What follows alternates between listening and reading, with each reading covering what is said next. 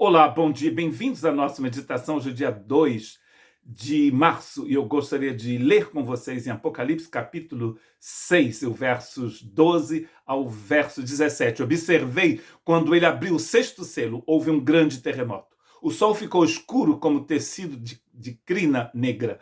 Toda a lua tornou-se vermelha como sangue, e as estrelas do céu caíram sobre a terra como figos verdes caem da figueira quando sacudidos por um vento forte.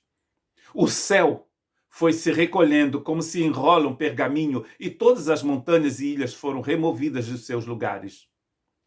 E a gente continua depois a meditação. Esse texto nos fala então de um final de alguma coisa.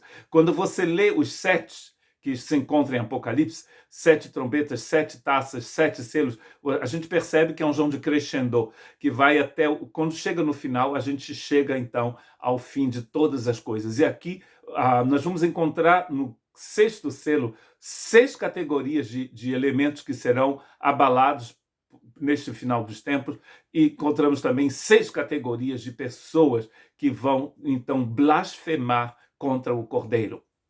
Interessante, 6 selos, 6 elementos, 6 categorias, 6, 6, 6. E o 6 é então o número da humanidade, o número do homem. Não é um número divino, né? Que o número divino é o 7. Muito interessante. Vamos ler outros textos que falam a mesma coisa. Eu gostaria que você se lembrasse que é importante você saber que você não pode ler Apocalipse só lendo Apocalipse. Você tem que ler Apocalipse e os outros livros da Bíblia. E você vai ver que há uma concordância. Em Amós, por exemplo, capítulo 8 e verso 8, acaso não tremerá a terra por causa disso? E não chorarão todos os que nela vivem? Toda esta terra se levantará como o Nilo, será agitada e depois afundará como o ribeiro do Nilo. Olha, interessante, você percebe a terra que sobe, a terra que desce. É o efeito, então, desse grande terremoto que vai acontecer. Em Joel capítulo 2, verso 10, diante deles a terra treme, os céus estremecem, o sol e a lua escurecem e as estrelas param de brilhar. É o que João também vai ver no sexto selo. E já foi dito então por Joel no capítulo 2, verso 10. Jesus vai dizer a mesma coisa em Mateus 24, 29. O sol escurecerá e a lua não dará a sua luz. As estrelas cairão do céu e os poderes celestes serão abalados. A mesma visão. Joel, Amós, Mateus e Apocalipse. A mesma visão. O que a gente percebe aqui é que há a natureza inteira vai sofrer com o que vai acontecer naquele dia, e que vai das estrelas até o nosso planeta. Você sabe que das estrelas ao nosso planeta há milhões e milhões e milhões e milhões e trilhões de quilômetros, e uma distância incalculável. E nem estamos falando de outras galáxias, estamos falando da nossa, mas todo o universo será abalado naquele grande dia, que é chamado aqui no capítulo 6 o dia da cólera de Deus, da ira de Deus. As estrelas, então, começam, na verdade, tudo começa nas estrelas. A nossa própria estrela não vai poder dar a luz que a gente precisa, que a vida aqui precisa. A Lua, então, vai sofrer as mesmas consequências. Na verdade, a Lua depende da luz do Sol. A Lua é apenas um satélite que reflete a luz do Sol. Ela não tem luz própria. Em seguida, há um grande terremoto. E como a gente vê no livro de Amós, ele vê a terra como as ondas do rio Nilo, ou então como do mar, que sobe e que desce. Né? E isso vai provocar uma destruição total de ilhas, de montanhas e de ilhas. E o que acontece nas estrelas, o que acontece com o Sol, vai ter um grande... vai ser visto na atmosfera, o que ele chama aqui de céu, que vai se enrolar como um pergaminho, essa atmosfera que é composta de diversos tipos de gases, né, inclusive de oxigênio, e tudo isso vai começar a sumir. O equilíbrio que a gente conhece, onde o planeta está se movendo ao redor da estrela, os satélites ao redor do planeta, os dois ao redor da estrela, a estrela ao redor do centro da galáxia, as estrelas, cada uma correndo no seu próprio curso, tudo isso vai sumir. E as pessoas, por um tempo, vão ficar apavoradas.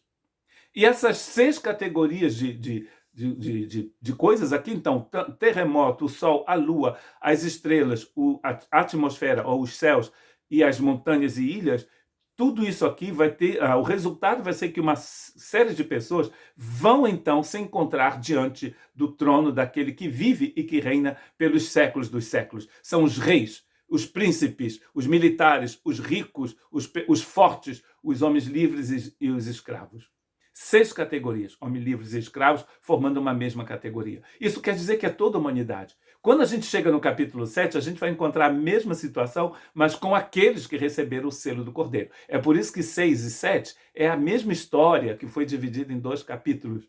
A mesma história. Antes do 7º selo, a gente vê então a igreja selada. Aqui é aqueles que têm a marca da besta. Porque ou você tem a marca da besta ou o selo do cordeiro. Você não pode ter os dois. E uma vez que você tem um, você não pode ter o outro.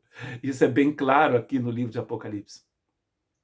Qual é a chave deste texto? A chave desse texto é, lendo o capítulo 7, você percebe que existem 2 comportamentos aqui. O comportamento dos que estão no final do capítulo 6 e o comportamento dos que estão no capítulo 7. No capítulo 7, diante do mesmo cordeiro, o povo selado canta. Olha que lindo.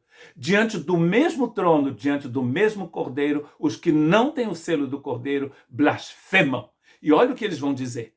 Então, vamos ler a partir do capítulo 15. Então os reis da terra, 1. Os príncipes, 2. Os generais, 3. Os ricos, 4. Os poderosos, 5. Todos os escravos e livres, 6. Esconderam-se em cavernas e entre as rochas das montanhas. E eles gritavam às montanhas e às rochas, caiam sobre nós. Tudo está caindo de qualquer forma, né? Então, um tipo de suicídio coletivo. Caiam sobre nós e esconda-nos da face daquele que está sentado no trono e da ira do Cordeiro.